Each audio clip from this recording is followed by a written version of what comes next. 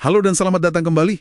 Pernah nggak sih Anda ketemu orang baru terus rasanya langsung klik gitu aja? Kayak, wah ini orang kok ngerti banget ya sama saya? Nah, hari ini kita mau bedah satu strategi persuasi yang, wah, cukup unik ya, dari buku The Art of Seduction. Judulnya memasuki alam pikiran orang lain, atau mungkin lebih pasnya, merasuk ke dalam semangat mereka. Betul sekali. Sumber kita kan buku itu ya. Iya, dan misi kita hari ini tuh pengen bongkar kenapa sih teknik mencerminkan orang lain ini bisa efektif banget. Karena kesannya kayak ada sihirnya gitu ya. Heeh, betul. Kok bisa? Cuma dengan nyamain frekuensi aja, pintu pengaruh jadi terbuka lebar. Gimana tuh? Ini sebenarnya nyentuh sifat dasar kita banget sebagai manusia. Sumber kita ini kan menyoroti soal kecenderungan kita pada narsisme. Narsisme? Maksudnya gimana tuh? Bukan yang klinis kan? Oh, bukan. Lebih ke ketertarikan alami kita pada diri sendiri. Kita suka sama diri kita, dan kita juga seneng kalau lihat ide atau selera kita itu terpantul di orang lain. Nah, dengan secara halus menangkap dan ibaratnya memantulkan mood atau suasana hati, selera, cara pandang, bahkan mungkin value seseorang, pertahanan alami mereka itu jadi lebih lunak. Oh, jadi bukan kayak pura-pura jadi orang lain ya, tapi lebih kayak, apa ya, gema yang pinter gitu. Iya, bisa dibilang gitu. Tapi kedengarannya agak gimana gitu ya, kayak manipulatif nggak sih? Batasannya di mana? Atau gimana biar nggak terasa dibuat-buat? Nah, itu pertanyaan bagus banget. Kuncinya itu di kehalusan sama keaslian juga dalam menangkap esensi mereka. Bukan niru plek-plek-plek gitu. Sumbernya jelasin kalau kita semua ini kan pada dasarnya pengen divalidasi, ya kan? Iya juga ya. Kalau lihat ide atau gaya kita dipantulkan orang lain, rasanya tuh nyaman. Rasa nggak aman atau potensi ancaman karena perbedaan jadi hilang. Nah, ketika orang merasa dipahami di level yang lebih dalam, bukan cuma didengerin biasa, mereka jadi lebih gampang nerima. Wah, disitulah ya kekuatannya terasa banget. Pas tembok pertahanannya turun karena merasa divalidasi, orang jadi lebih terbuka. Mau dengerin saran atau, ya, kena pengaruh. Kayak pintu bawah sadarnya kebuka dikit gitu. Ini jadi inget contoh yang agak-agak ekstrem sih di sumber kita itu.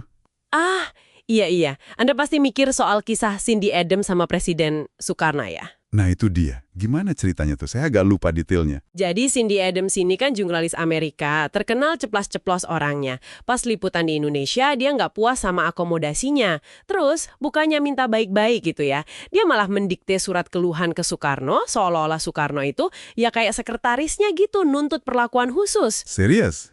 Mendikte langsung ke presiden? Iya, dan yang bikin kaget, Soekarno malah nurutin dan tanda tangan surat itu. Kok bisa? Itu gimana penjelasannya? Kepala negara loh. Nah, interpretasi dari sumber kita itu karena Adams berhasil masuk ke semangatnya Soekarno.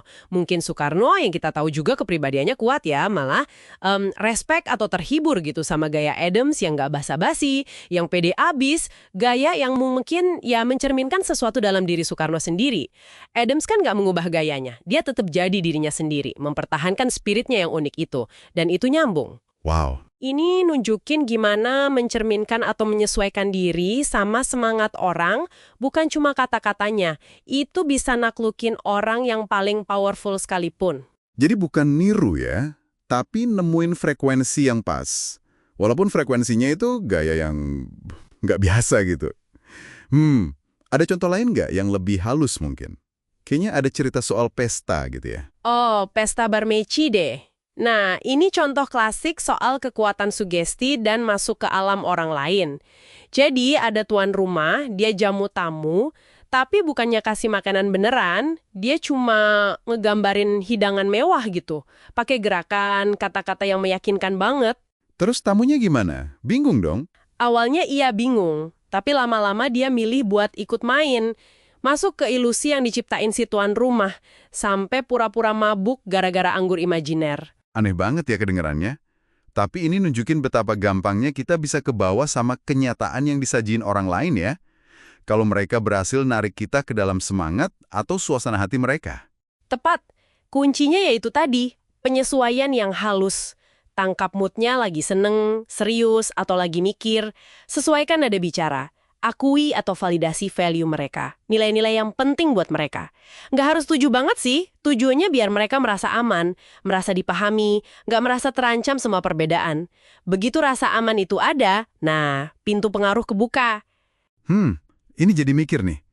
Seberapa sering ya dinamika kayak gini main di interaksi kita sehari-hari, tanpa kita sadar gitu. Kenapa kita cenderung lebih suka sama orang yang kita rasa nyambung atau sejiwa? Apa jangan-jangan karena mereka secara nggak sadar berhasil mantulin sebagian dari diri kita ya? Itu refleksi yang bagus banget. Sumber ini kan pada dasarnya ngasih lihat mekanisme psikologisnya ya.